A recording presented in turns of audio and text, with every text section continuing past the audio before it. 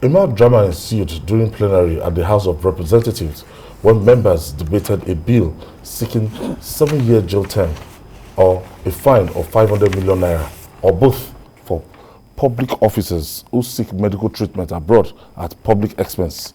A member of the House, Ibrahim from Ogun State, who seconded the motion for second reading of the bill, later withdrew the motion, sensing controversies in the debates. Jide, okay, I don't know, 7-year jail term or fine of 500 million naira, or both, for public officers who seek medical treatment abroad at public expense. Yes. And this went through first reading. The second reading, the guy decided to... He wanted an amendment. Okay. To the law. The National Assembly had already banned the use of public funds for medical tourism.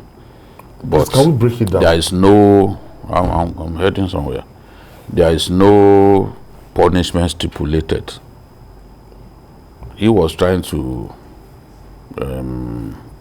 take the ambiguity away from that, from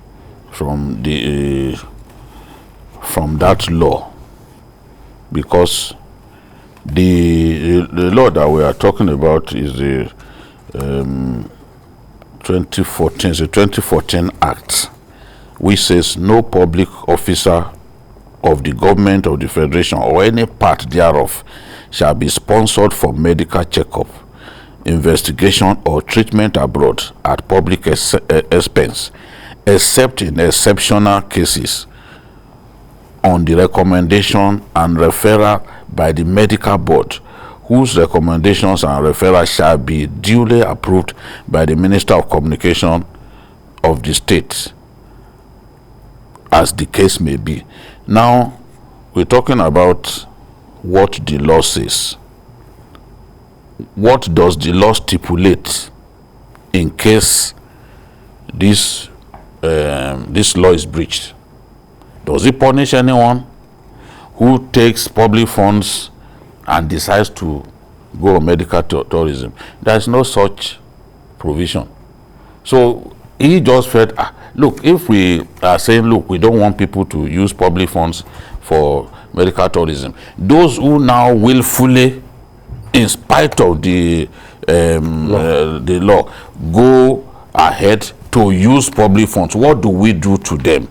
That was what he was trying to address. But of course, with everything Nigerian, the moment this looked like a big controversy, the other who started grumbling and all that, he decided to back down. Okay. But if we are referring to public officers now, people yes, like President Muhammadu Buhari that goes to the UK for medical treatment. Yes. I was meant to understand that that's part of the perks of his office. If it is recommended, okay, because the law, see, listen again, it said, except in exceptional cases on the recommendation and referral by the medical board, whose recommendations and referral shall be duly approved by the Minister of Communication of the state, or the Minister of Health of the state, as the case may be. So, of course, is the president. With this provision now, I can tell you that all of these people will get referral. Federal lawmakers, if they want to go and they want to use public funds, they know what to do. They know the steps to take to ensure that they can use public funds. But my suspicion is that Honorable Siaka believes that people don't even go through this procedure. Some of them, because they have access to public funds, they will just decide to go on their own. That is what he was trying to see that we put an end to by ensuring that the law stipulates sanctions. Sanctions when you go against the provision of the law. So that's the point I was trying to make. And for me, when the Nigerian Sovereign Investment Authority said we spent $1 billion annually on medical tourism. And that in 10 years, the last 10 years, we spent $11 billion. Now look at what $11 billion can do, even in that sector. In that sector? Yes. If $11 billion is reinvested into the sector, we'll have better hospitals. Primary health centers, secondary health centers, tertiary health centers littered across the country. Yeah. With $11 billion. Even foreign doctors will come. Nigeria of today, earthwise, there are hospitals in Nigeria today that can compete with any hospital anywhere around the world. You get my point? There are some hospitals in Nigeria today, I'm talking about private hospitals, that are better than many hospitals anywhere, that are filled and equipped with the best, in fact, over-equipped. You get my point? But the truth is, all this law, they know. Now it's everything Nigerian, we have a way, the way we do things. I remember Honorable Uche Nyagocha, we were talking one time. Yes, that at some point, members will just come up with something, hey, they are going for so medical treatment or whatever.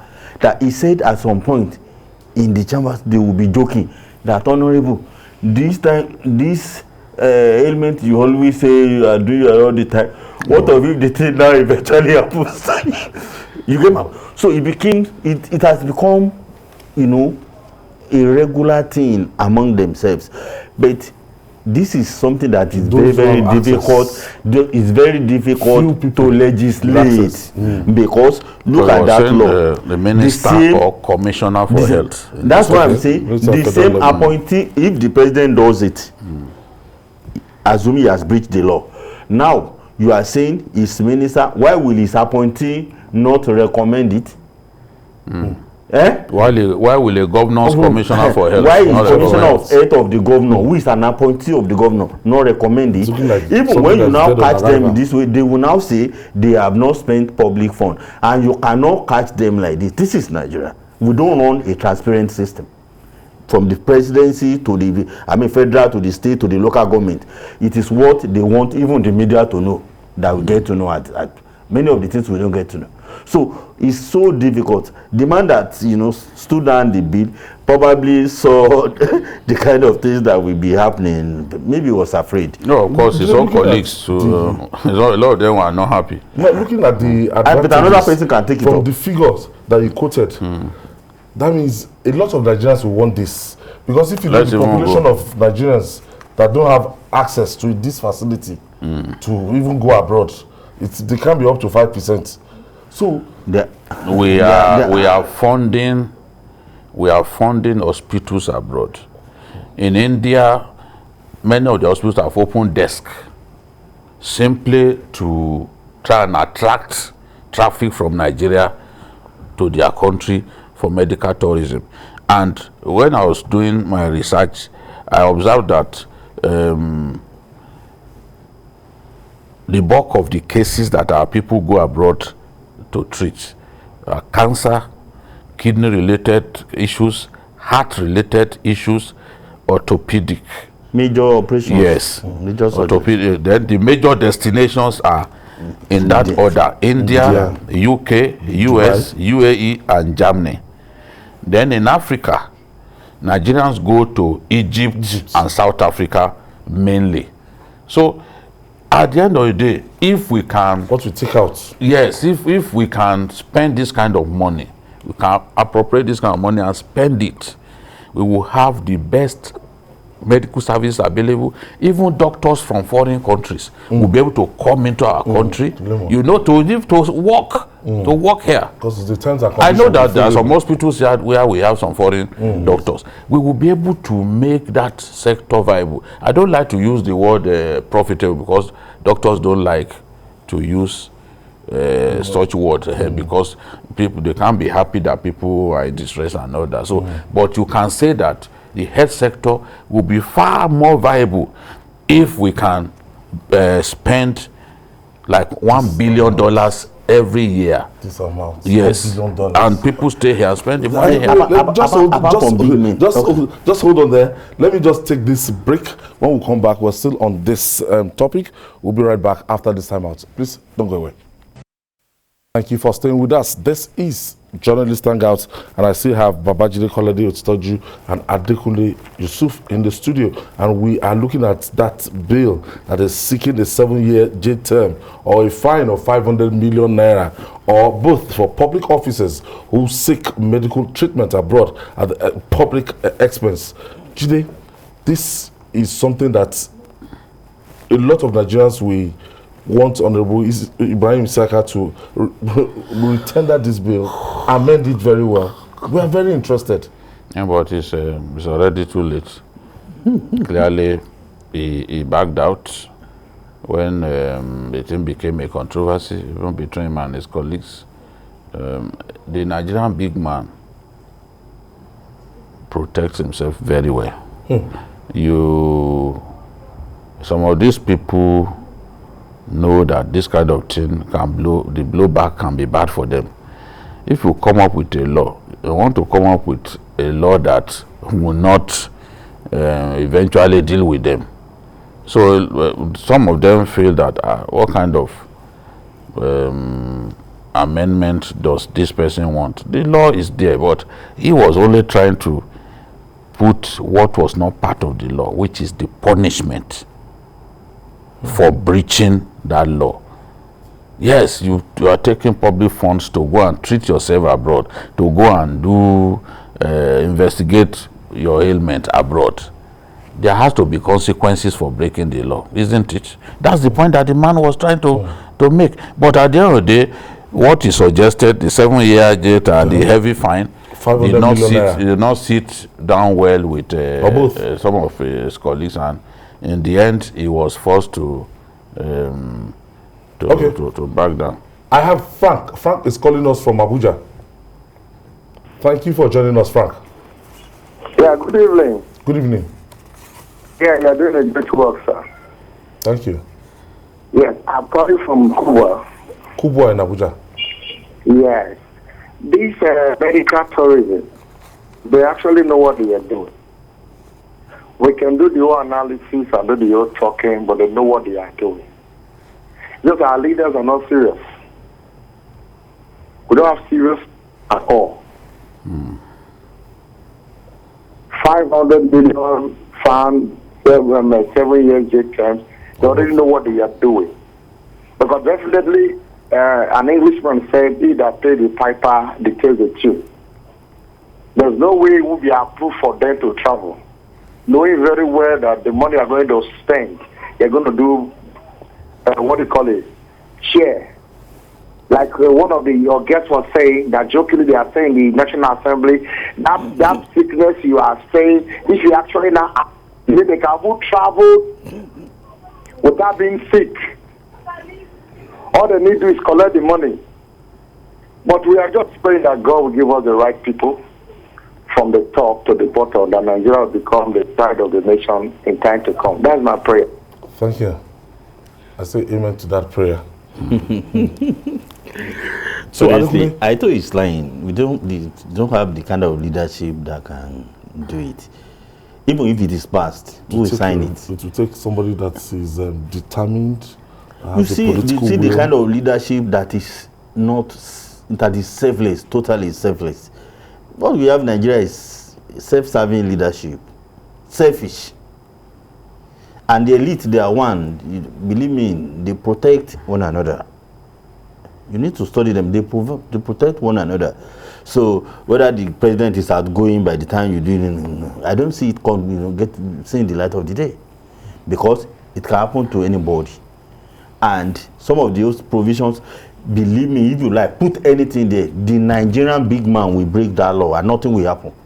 Even if it means factoring such things into contracts for friends and all that, whenever they need it, they ask their friends to fund it, and they say they have not spent government money.